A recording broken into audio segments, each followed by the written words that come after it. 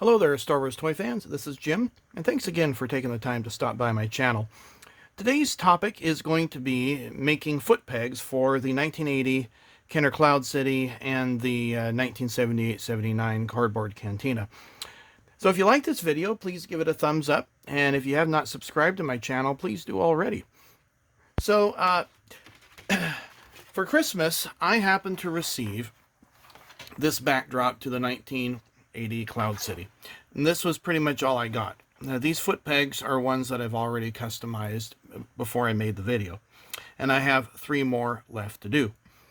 And I would really like to get this other piece. And I realize that there are reproductions of these that you can find on various sites, but the resolution just is not very good.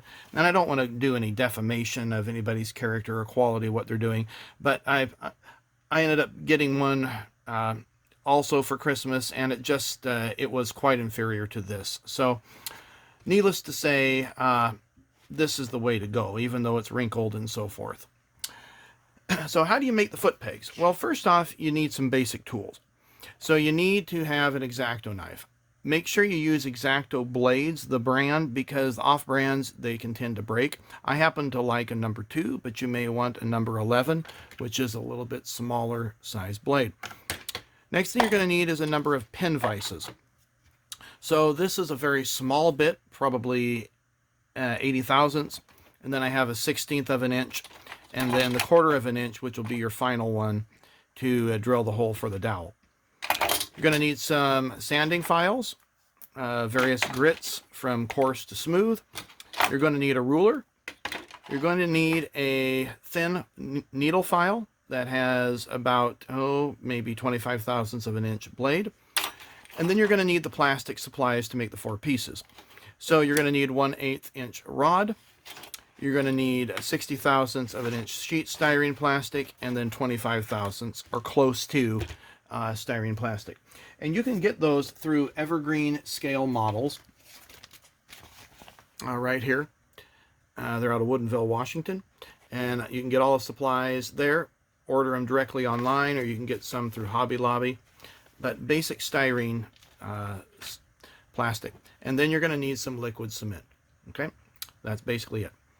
So there are 4 parts to this, and if you're doing this from scratch, there are 4 parts. So there's the bow tie, there's a spacer, there is the diamond, and then there's the foot peg. So the bow tie measures basically 8 millimeters at the width, 16 millimeters long, and then the diameter is somewhere about 6 millimeters, if you will. It's a little bit oblong, so it's about 7.5 across, and then 6 oblong. So each bow of the bow tie is 5 millimeters.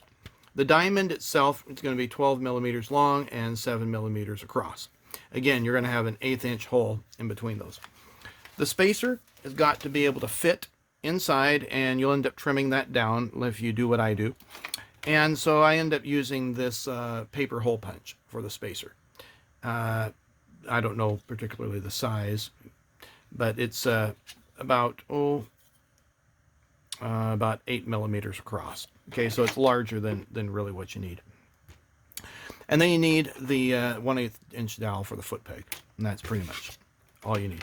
So what I did is I drew a larger rectangle that I needed for the bow tie, and what I have is a foot peg from the Ice Planet Hoth, which is different, by the way, than those that I'm making right now, because it's got this extra tab in order to turn it in. So what I did is I ended up tracing that bow tie. Now, if you don't have the Ice Planet Hoth, then you can, of course, just use the dimensions that I gave you just a few minutes ago. Rewind the video and go from there. So this is going to give me my basic cutout. Then you have a nice sharp blade, and there we have our traced pattern. So once you cut that out, then you're going to want to put the spacer on, and it's going to look something like this. Okay, and then then glue it down, wait for it to dry, and then take your pin vise and begin drilling your hole. Start in the center. Don't start with the 1/8 inch bit, okay? Because what's going to end up happening is you're going to end up splitting the plastic. It'll crack. There we go. And then I'm going to end up finally here with the 1/8 inch drill bit, pressing in just to make sure that everything's going to stay intact. And then you'll end up trimming that down in just a moment. Okay. And we're going to take that and cut off the rough edges. Take my X-Acto blade, kind of span that out. And we'll do some final trimming here in just a moment. Having a little bit of flashing on the inside is not a bad thing, because that'll provide some extra meat for the dowel to bind into. Now it's cutting out open the diamond. And so the diamond, basically I made a square, 8 by 14 millimeters, and made sure where my center was. And then we're going to take and cut that out. And so notice I already have part of it cut out already. Then we'll do another, oops, got a little bit, came in a little bit too close there. That's not good. So that diamond's going to be a little bit off. Now I can always cut another one if I need, if I feel like this one looks really bad. You'll see I've got another pattern here for that. And I probably will do just that, because now the hole's a little bit off center. But you get the idea. So if it doesn't work out, make another one. Okay? And then you're going to glue that to the bottom like so. And it's going to look something like this. Okay? Now you're going to take the dowel. Let's see where to do that. And you're going to sand the top of the foot peg. Now I realize that when you look at photos that the top is pretty flat, but I've noticed that if you round it off a bit, it'll fit much better into the foot pegs of the figures. And I'll show you here in just a minute. Okay. So we'll take the AT-AT driver here, and that'll fit in just nicely. All right. Now the next thing I do is I'm going to shove this through the bottom.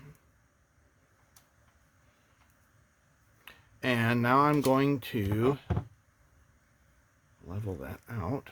Okay. Add some glue to the bottom of the shaft. And then it's going to pop up about 5 millimeters. You can eyeball it if you want. Okay. Right there. And having that dowel go all the way through just gives you some additional strength. And make that as uniform as you want. Okay. Now I'm going to take the Dremel with the cutting wheel. Make sure your glue's on tight, otherwise it will evaporate. And with the cutting wheel, we're going to cut off the foot peg.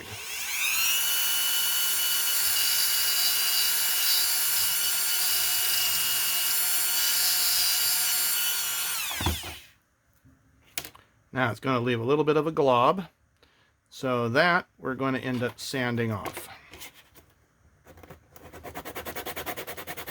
Now we're almost done here.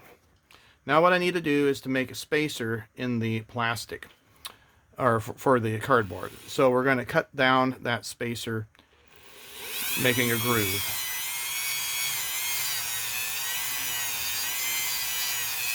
And the width of the Dremel cutting wheel is pretty good. I'm going to clean things up as I do each side.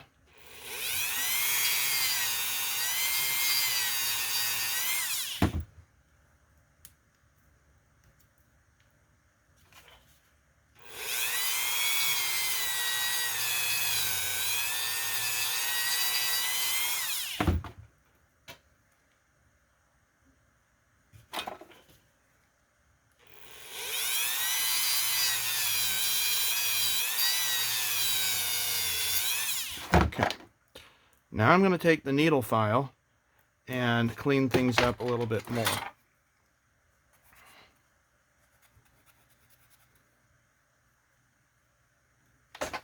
Oops, dropped it there. Okay. And this is where you want to make sure that you have a nice groove for the paper to fit in.